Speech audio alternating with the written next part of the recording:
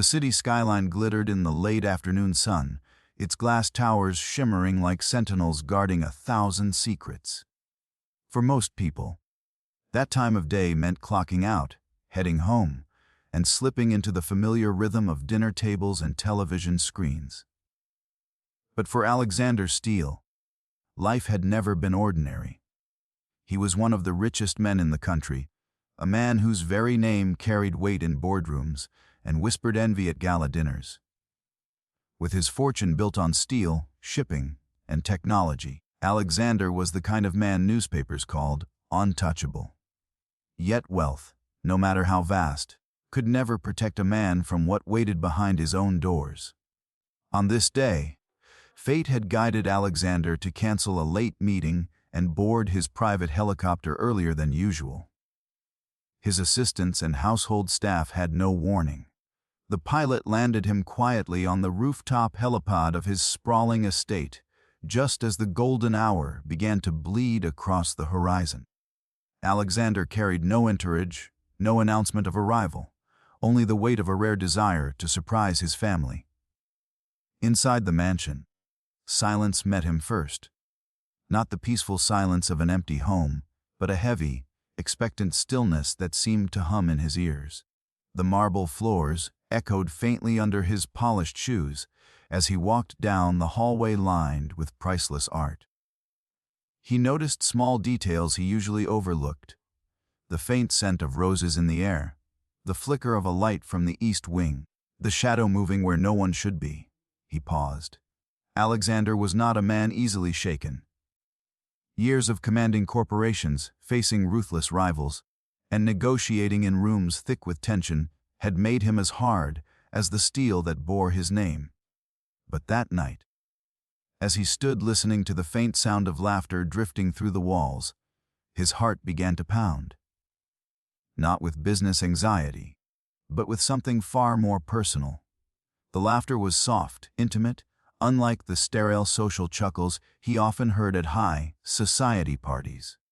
He followed it, step by careful step, past the grand staircase and toward the private lounge reserved only for family. The door was slightly ajar, a thin strip of warm light cutting into the dark hallway. He reached out, pushed it open, and froze.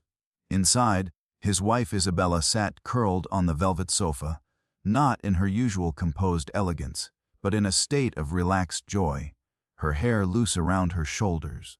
She wasn't alone. Across from her sat a young man, dressed casually in jeans and a worn jacket, his hands animated as he spoke. Isabella laughed again, a sound Alexander hadn't heard from her in years, the kind of laugh that came from deep within, unrestrained and genuine. For a long moment, Alexander couldn't breathe. He had left meetings worth millions, empire, defining contracts, to come home and witness this, his wife glowing in the company of a stranger. His first thought was betrayal. His mind burned with images of infidelity, whispers of scandal that could destroy reputations overnight. Rage flared hot, but beneath it, an ache far more dangerous spread through his chest. Fear. Isabella noticed him then. Her laughter caught in her throat, her smile faltered.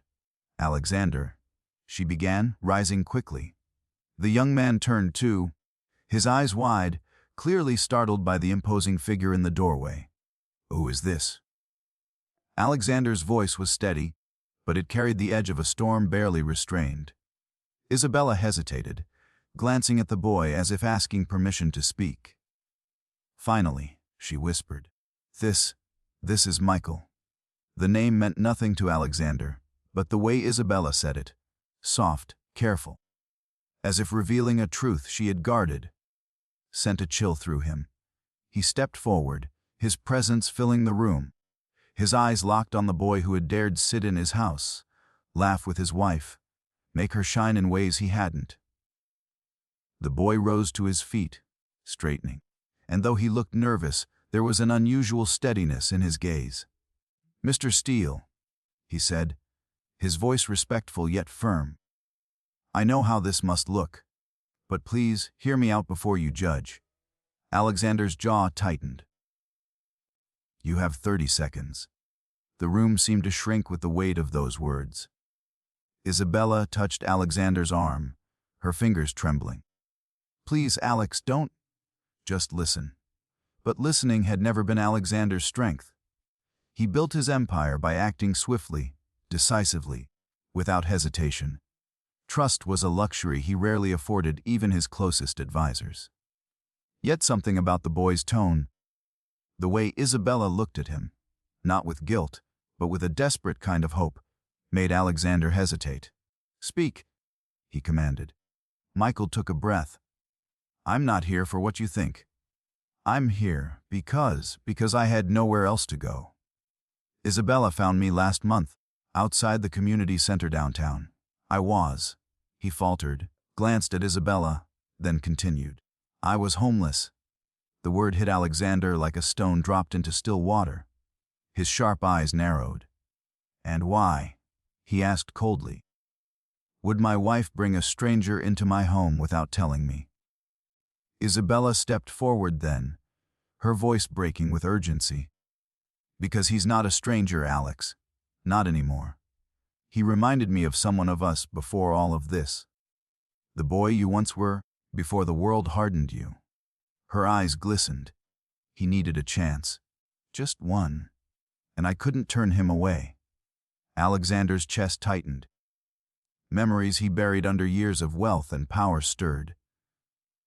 The orphaned boy who once slept in train stations, the hunger that gnawed at him. The kindness of strangers who gave him scraps of bread. He had built walls so high that even Isabella rarely saw the man beneath. Now here she was, tearing them down with one confession. Still, suspicion clawed at him. "And why is he here, in my private lounge, laughing with you as though he belongs?" Isabella's hand trembled as she reached for his. "Because for the first time in years, I felt alive, Alex. He reminded me of who I was, who we were, before money, before the coldness crept in.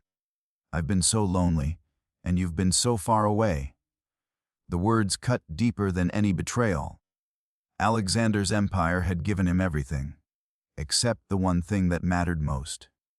He looked at Isabella, the woman who had stood beside him through scandals and triumphs, now confessing a loneliness he hadn't noticed.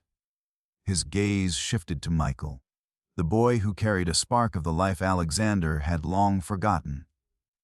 For the first time in decades, Alexander felt the weight of his own absence, the cost of every late night, every deal that pulled him further from home. And though anger still simmered, a quieter voice inside him whispered that maybe, just maybe, this unexpected meeting was not a threat but a chance. He turned away, pacing, struggling to contain the storm inside. Silence stretched. Isabella's breath hitched. Michael stood tense, ready for whatever judgment came. Then Alexander spoke, his voice low, deliberate. "This conversation is not over." And with that, he left the room, his footsteps echoing like thunder down the marble hall. But the image burned into his mind. The laughter, the warmth, the possibility of a life he had lost sight of. Upstairs, standing alone by the vast window overlooking the city, Alexander Steele realized he had returned home early and discovered something money could never buy: the truth about himself. That night, Alexander couldn't sleep. The mansion, usually a fortress of pride and power, felt hollow. He replayed the scene over and over. The joy in Isabella's laughter, the fire in Michael's eyes, the ache in his own chest when he realized how distant he had become. At dawn, he walked into the lounge again. Isabella sat there, eyes red from crying. Michael was gone. For a moment, neither spoke. Then Alexander sat across from her, his voice softer than it had been in years. "You should have told me," he said. "You wouldn't have listened." Isabella whispered. He sighed, the truth striking deeper than any accusation. "She was right. I want to meet him again," Alexander said finally. "Not as a stranger in my home, but as someone who understands what it means to be lost." For the first time in years, Isabella's eyes lit with cautious hope.